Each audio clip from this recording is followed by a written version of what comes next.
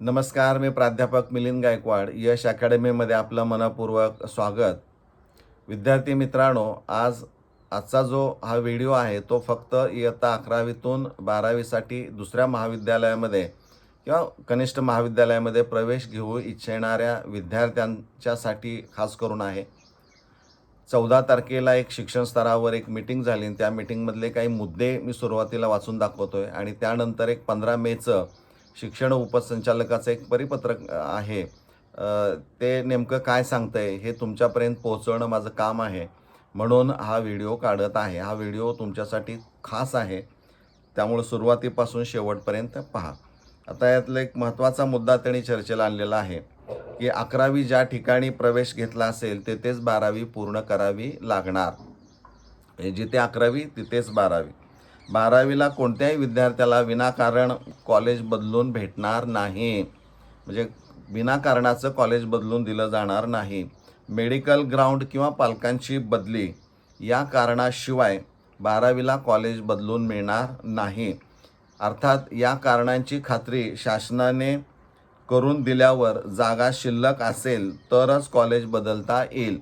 म्हणजे तुम्ही जे कारण तुम्हाला सबळ वाटतंय ते कारण शासनाला सांगितल्यानंतर, शासन म्हणजे इथं शिक्षण उपसंचालक DYD, त्यांना जर खात्री पटली आणि उच्च माध्यमिक विद्यालय जिथं तुम्ही प्रवेश घेताय तिथं किंवा घेऊ इच्छिताय तिथं जर जागा रिक्त असेल तरच कॉलेज बदलून मिळू शकतं.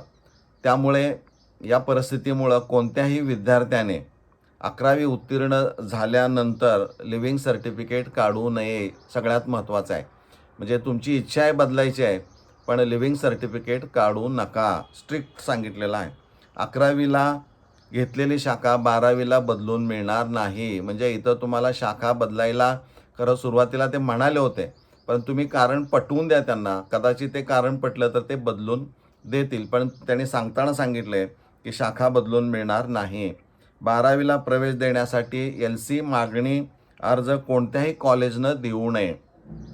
अशा कॉलेजवर कारवाई शासनामार्फत केली जाईल. म्हणजे एखादे पालक म्हणाले की मला शाळा सोडल्याचा दाखला काढायचा आहे, तुमचा अर्ज द्या, तर असे अर्ज कोणत्याही कनिष्ठ महाविद्यालय किंवा उच्च माध्यमिक विद्यालयाने पालकांना देऊ नयेत. नाहीतर त्या उच्च माध्यमिक विद्यालयावर योग्य ती कारवाई करण्यात येईल असं त्यांनी म्हटलेलं आहे. 11वी व 12वीचे प्रवेश ऑफलाईन पद्धतीने होणार नाहीत. सर्व प्रवेश ऑनलाईन पद्धतीनेच होतील. ही एक झालेली चर्चा आहे. आणि आणखीन एक महत्त्वाचं आहे, 15 तारखेचं शिक्षण उपसंचालक कोल्हापूर यांचं एक परिपत्रक आहे. सर्व शिक्षणाधिकाऱ्यांना, माध्यमिक शिक्षण अधिकाऱ्यांना पाठवलं. त्यातलं काही महत्त्वाचं आहे ते तुम्हाला सांगतोय.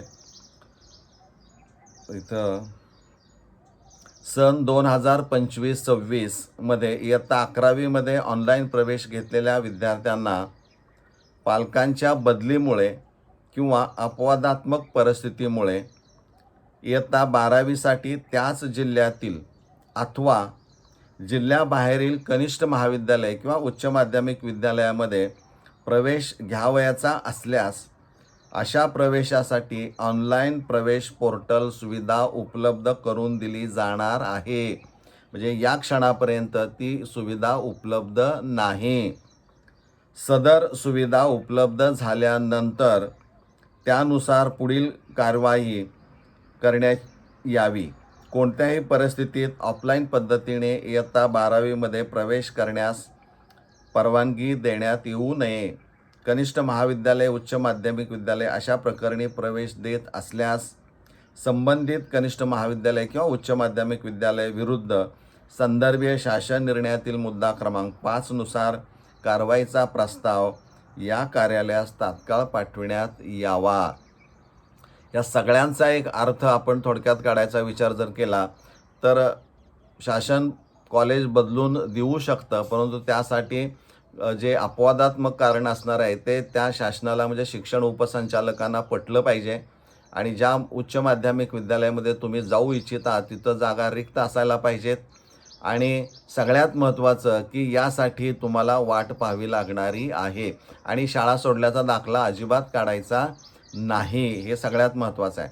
कारण ही जी प्रोसेस होणारी आहे 11वीतून 12वीसाठी दुसरीकडं जाताना तर ती ऑनलाईनच होणारी आहे आणि त्यासाठी त्याच 11वीच्या प्रवेशादरम्यान कदाचित तो टॅब किंवा पोर्टलवर आपल्याला ह्या गोष्टी पाहायला मिळतील. सध्या ही सुविधा उपलब्ध नाही. परंतु 11वी प्रवेश जो सुरू होणार आहे तो 21 तारखेपासून ती प्रक्रिया सुरू होणारी आहे. म्हणजे नोंदणी, अर्ज भाग 1, अर्ज भाग 2 भरणं कदाचित त्या दरम्यान किंवा प्रवेश ज्यावेळी चालू असतील त्यांचे त्या दरम्यान तो टॅब कदाचित ओपन होईल. तोपर्यंत या विद्यार्थ्यांना आणि त्यांच्या पालकांना वाट पाहावी लागणारी आहे. यासाठी माझी एक सर्व पालकांना विनंती आहे की आपण थेट शिक्षण उपसंचालक जे तुमच्या विभागाचे आहेत त्यांच्याशी थेट संपर्क साधा आणि त्यानंतरच पुढच्या गोष्टी करा. तोपर्यंत पोर्टल सुरू होईतोपर्यंत आपल्याला वाट पाहावी लागणारी आहे. आपण इथं थांबूया. धन्यवाद.